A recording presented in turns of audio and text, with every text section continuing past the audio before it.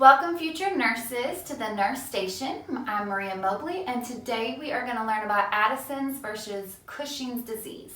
If you didn't already previously watch my endocrine video on DI and SIADH, it gives you a couple tips about how to look at endocrine disorders, and of course, as always, these videos are only for educational purposes.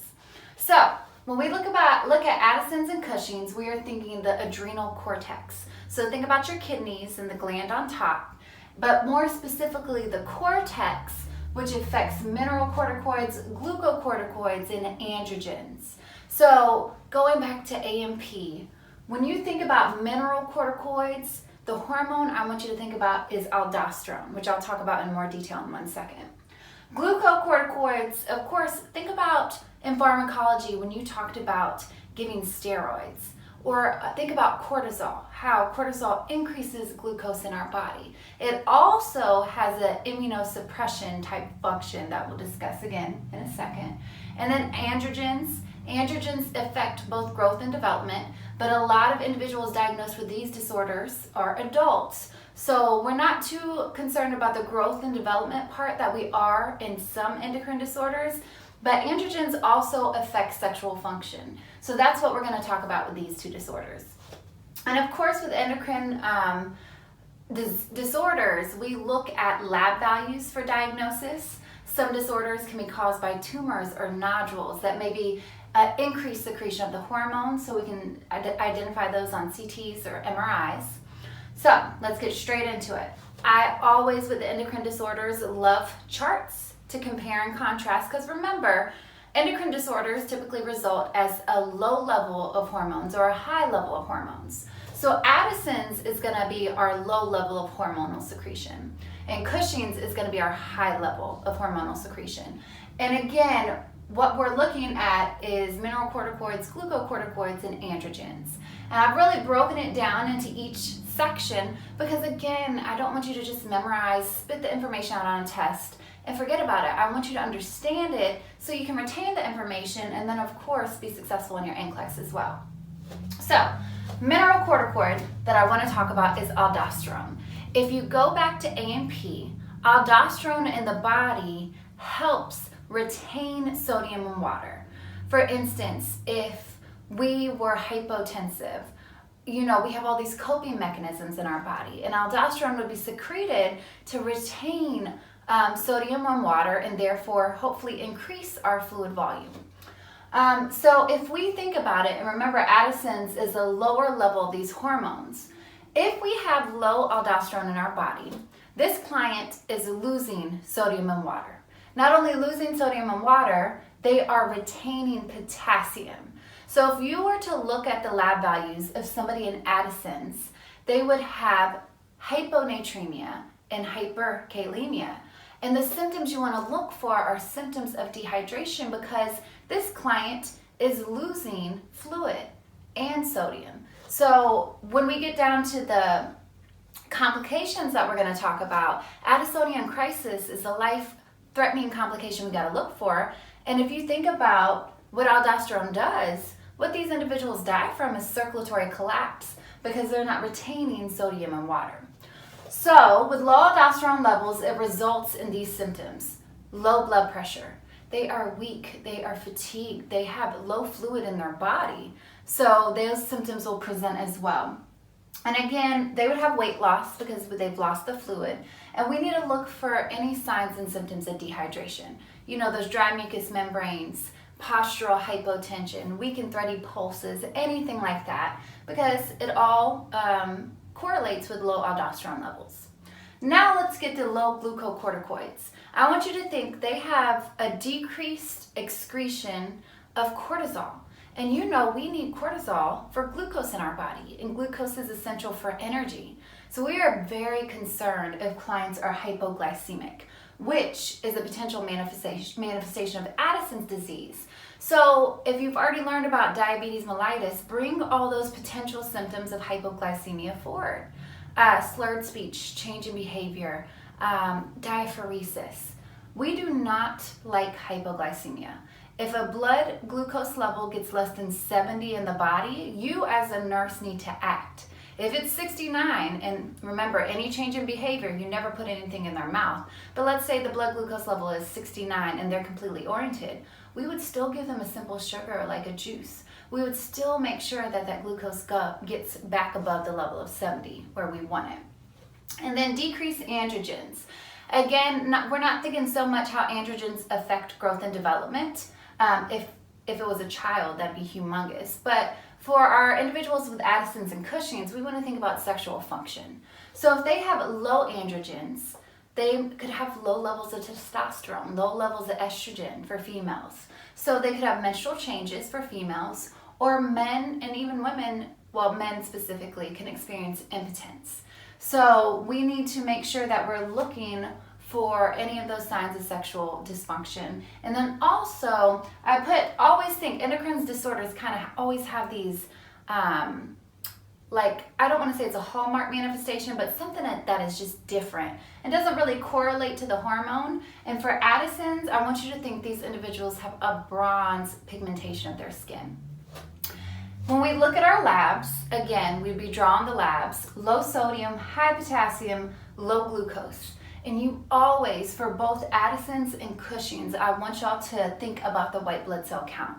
Because we know cortisol not only affects glucose, but it has the ability to kind of suppress our inflammatory response. So for this individual, of course, look for the white blood cell count, but when you have high levels of glucocorticoids, which we're going to talk about with Cushing's in a second, think cortisol is suppressing that inflammatory response, therefore suppressing their immune response. So there are a much higher susceptibility for infection or to get sick for individuals with Cushing's. So again, know your hormone, know what your hormone does, and just remember, is the disorder low or high in the level of hormone? So we talked about Addison's. Let's switch it over to Cushing's. So Cushing's has high aldosterone levels. So what would this client look like? High aldosterone means I'm holding on to my sodium and water.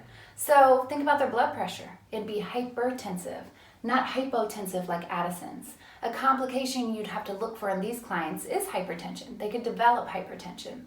And don't forget, we are losing potassium. So when we look at these clients, they have a potential for hypokalemia. And don't forget pulling fluid and electrolytes forward. These individuals have low potassium levels. These individuals have high potassium levels. Anytime we mess with potassium levels, we better be thinking risk of cardiac dysrhythmias. So that's a potential complication to look for both disorders as well. So let's think. Holding on to sodium and water. Increased blood pressure. Moon face and buffalo hump is very specific to Cushing's. It's like one of those, again, hallmark or trademark characteristics. They get truncal obesity. So they do have weight gain because we're holding on to sodium water, but it's more so in the trunk. Individuals with Cushing's, when you see pictures, it's usually very large trunk and kind of smaller extremities. We'll look for that weight gain. When we get to our increase in glucocorticoids, you think glucose. They are at risk for hyperglycemia. So all those signs and symptoms of hyperglycemia, if you've already learned about diabetes mellitus, your 3 Ps, the risk or potential for polyuria, polyphagia, and polydipsia. And we're going to talk about potential interventions we might have to do for these high levels of glucose in this client's body. And then we already talked about how cortisol can suppress the immune function. So these individuals are much more susceptible to infection. So please make sure we're looking for any signs and symptoms of infection. We're educating the client on signs and symptoms of infection. You're educating them to avoid sick individuals because their immune system is suppressed. And if we have increased androgens, again, think sexual function, the individual could have high levels of testosterone or high levels of estrogen. Well, if we have high levels of testosterone in females, we can get hirsutism, which is male characteristics. So females could have unwanted facial hair or a deepening of the voice or just male characteristics that are not typical of a female. And then for men, they can get gynecomastia, which is increased breast tissue because, again, of that increase in androgen levels. The kind of also little different symptom related to this disorder that I want you to think about is reddish purple striae. And striae is also known as stretch marks, but their skin gets very bruised and damaged very easily. And they can have these really dark red or purple stretch marks going down their entire abdomen. And remember, they have that truncal obesity, so it's just a change in their skin. So when we look at the lab values for an individual with Cushing's, you're going to look for hypernatremia. You're going to look for hypokalemia, hyperglycemia, and again, we want to monitor the white blood cell count to see, are these clients, are they having problems with low white blood cells? Did the cortisol suppress them so much that they're starting to get to neutropenic levels? Or do they have elevated white blood cell counts, meaning they have an infection? So again, break it into your hormone. I hope it helps you understand why the symptoms present better. But please make sure, don't forget to be smart test takers. You need to take the PowerPoints or lecture notes that your instructor gave you and add in any manifestation that I'm missing, okay? So let's talk about treatment next. So remember, with endocrine disorders, if it's a low level of the hormone, you want to replace that hormone. And if it's a high level of the hormone, we either sometimes have medication that's developed to suppress that hormonal release, or remember, a lot of times with our higher levels like Cushing's, it could be caused by a tumor or a nodule, and they might need radiation therapy or something like that, or a removal of the gland. So let's start with Addison's. We need to give steroids. They have low mineral corticoids, glucocorticoids in their body. So we're going to replace the mineral corticoids and the glucocorticoids. And the examples I just gave, there is so many we can administer to these clients. It's hydrocortisone and fludrocortisone, but I really need you all to pull forward. We need to think about all the potentials that can occur with steroid replacement therapy. Anytime we give steroids, of course, we have to look at that glucose level. They can start having hyperglycemia because of the medication therapy. We need to make sure that they are educated to stay away from sick individuals, to monitor for those signs and symptoms of infection, because again, when we give steroids, it can suppress the immune function.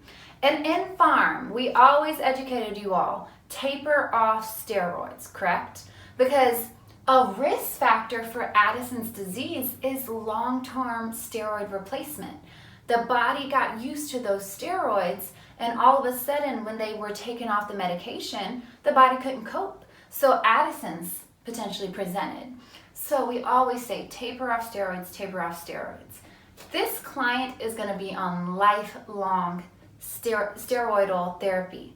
So if there's ever a distractor in your questions that says, teach the client to taper off their medication because it's a steroid, no, that's not correct.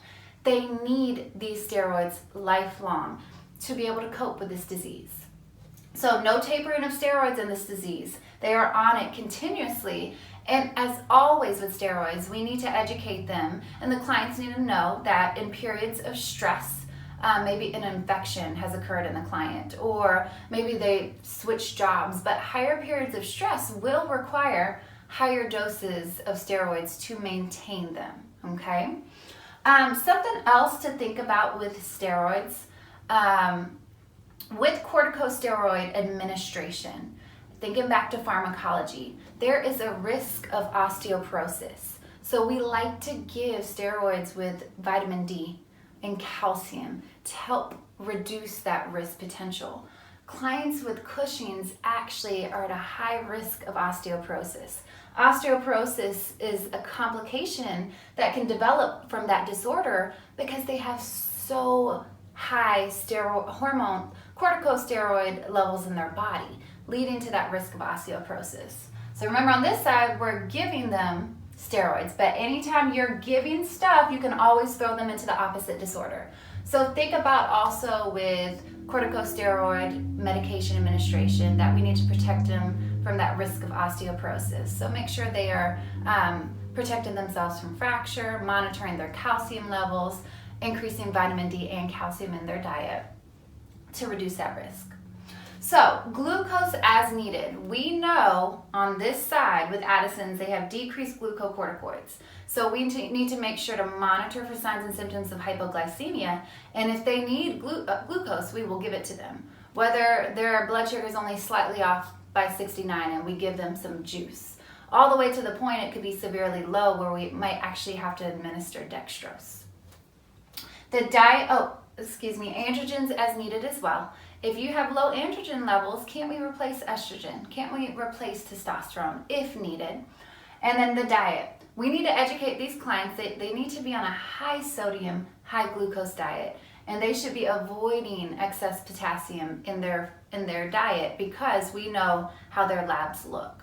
So this diet will help combat their problems with hyponatremia, hypoglycemia, and hyperkalemia.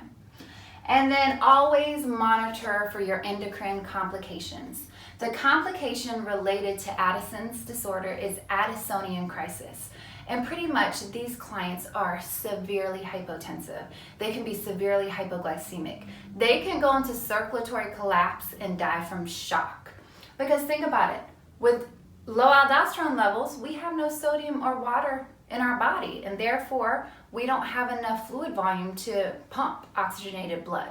So treatment for Addisonian crisis would be anything to administering fluids, to administering glucose, to administering vasopressors or vasoconstrictors, those medications that constrict your blood vessels to help raise your blood pressure, oxygen administration. So look for all those symptoms of Addisonian crisis. And of course, based upon how your instructor tells you to treat it, do so.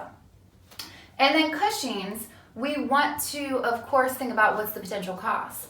If let's say we started a client on steroidal therapy, and we start to notice that they're having signs of Cushing's, we might need to reduce that steroid use. So they're not having such manifestations develop from, for instance, from increased aldosterone in their body or increased glucocorticoids in their body. Chemotherapeutic agents and radiation therapy might be necessary again if there's a tumor or adenoma involved. And then adrenalectomy. Remember, anytime we have excess secretions of hormones or from glands, we can actually remove that gland. So if your instructor goes more detailed into adrenalectomy, of course, please make sure to study that and pull that forward to be ready for your test. And then there are meds. There actually wasn't a lot of FDA-approved meds for Cushing's disease until about 2012. And still the go-to standard or the gold standard is really adrenalectomy or to help remove or control that gland. So some of the meds that they've come out with help maybe to either, I give an example of block cortisol production, so try to decrease that hormonal secretion. But again, if your instructor goes more detailed into those meds, please incorporate it into this chart.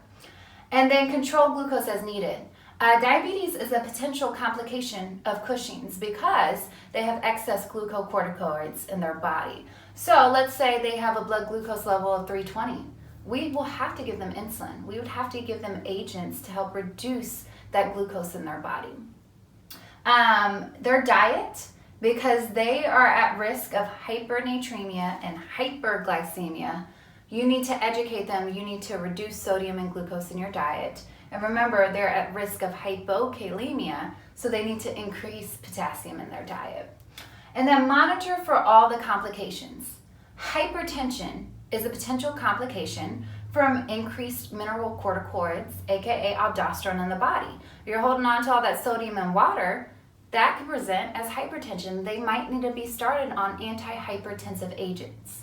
Look for diabetes, again, because of the increased glucocorticoids in the body. So if they're secreting all this cortisol and their glucose levels are staying elevated, they might develop diabetes, and we might have to put them on anti-diabetic agents. And then again, the osteoporosis. Remember, anytime we have excessive glucocorticoid secretion or administration, let's say we're giving them steroids, please monitor those calcium levels. Make sure that their calcium levels are normal. Make sure that we're encouraging calcium and vitamin D in the diet or with medication administration. And if they do develop osteoporosis, please protect them from fracture. So I hope this helped you. I really enjoy endocrine disorders because they're a really good compare and contrast. And always take your instructor's additional notes and add them into your charts.